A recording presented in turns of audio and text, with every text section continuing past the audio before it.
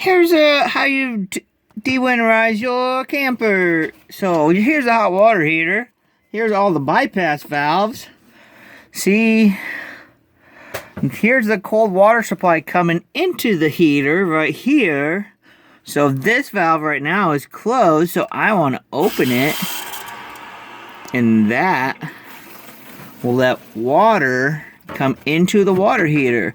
See, this one was open for the winter to bypass the hot water heater, so you close this one and then you open this one and the hot water can come back out the top. Thanks friends for being part of my video.